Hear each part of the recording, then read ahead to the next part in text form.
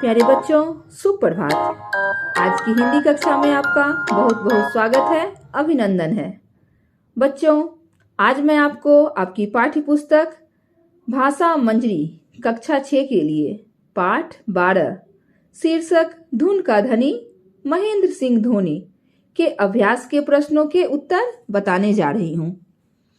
बच्चों, पाठ धुन का धनी महेंद्र सिंह धोनी में क्रिकेट खिलाड़ी महेंद्र सिंह धोनी के जीवन की उपलब्धियों और प्रेरक प्रसंगों का रोचक वर्णन है, जिसे हमने पिछली कक्षा में पढ़ा था। उस पाठ से हमें धोनी के जीवन से अपना कार्य ईमानदारी और लगन से करने की प्रेरणा मिलती है। यह पाठ खेल में हार जीत को खेल भावना से स्वीकार करने और विषम परिस्थितियों में भी धैर्य रखने के लिए प्रेरित करता है। पाठ यह भी बताता है कि सफलता प्राप्त करने के लिए नए प्रयोग करने से कभी नहीं डरना चाहिए। तो आइए बच्चों, अब इसके अभ्यास के प्रश्नों के उत्तर जानते हैं। सर्वप्रथम पाठ से का प्रश्न 1, धोनी का जन्म कब और कहाँ हुआ था? उत्तर, महेंद्र सिंह धोनी का जन्म 7 जुलाई 1981 ईस्वी में रांची, झारखंड में हुआ था। प्रश्न 2, धोनी स्कूल के दिनों में शुरू में फुटबॉल खेलते थे। उन्होंने कब और कैसे क्रिकेट की ओर कदम बढ़ाया? उत्तर, धोनी स्कूल के दिनों में शुरू से फुटबॉल खेलते थे। वे गोलकीपरी किया करते थे। अपने फुटबॉल टीम के कोच की प्रेरणा से उन्होंने क्रिकेट की ओर कदम बढ़ाया। 1999 ईस्वी में उनका चयन बिहार अंडर 19 क्रिकेट टीम के लिए किया गया। इसके बाद वे 2004 में क्रिकेट एकेडमी के लिए केन्या खेलने गए। प्रश्न 3, धोनी को कैप्टन कूल क्यों कहा जाता है? उत्तर, धोनी शांत चित्त एवं मितभाषी हैं। प्रेस कॉन्फ्रेंस में भी उनकी भाषा संयत रहती है। वे विवादों से दूर रहते हैं, इसलिए उन्हें कैप्टन कूल कहा जाता है।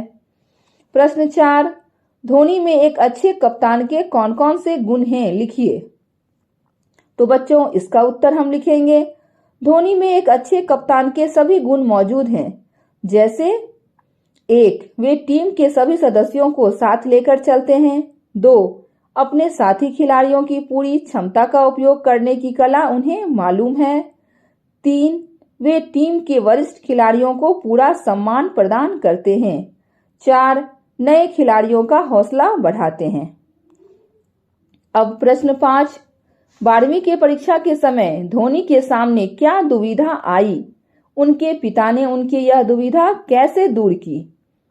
उत्तर, 12वीं की परीक्षा के समय परीक्षा के बीच में ही मैच खेलना था। मैच के अगले दिन ही परीक्षा थी, इससे वे बड़ी दुविधा में थे।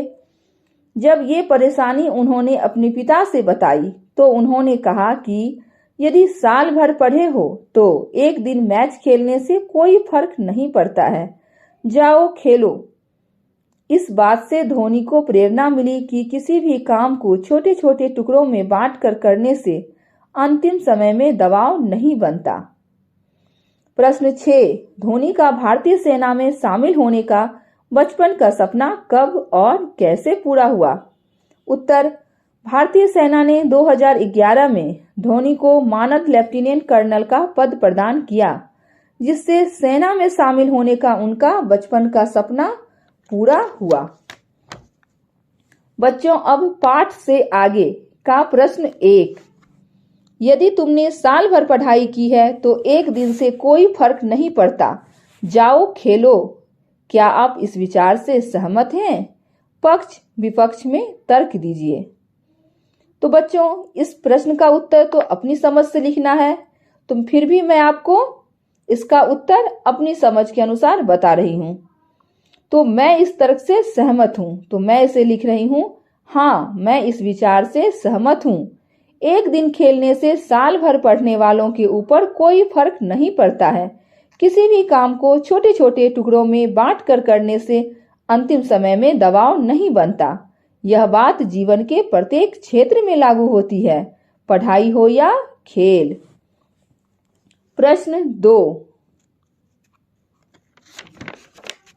लोग अपनी आलोचना से घबरा जाते हैं, परंतु धोनी आलोचना से क्यों नहीं घबराते हैं?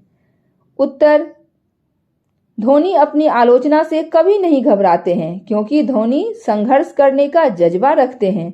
विषम परिस्थितियों में भी प्रयोग करने से नहीं डरते हैं।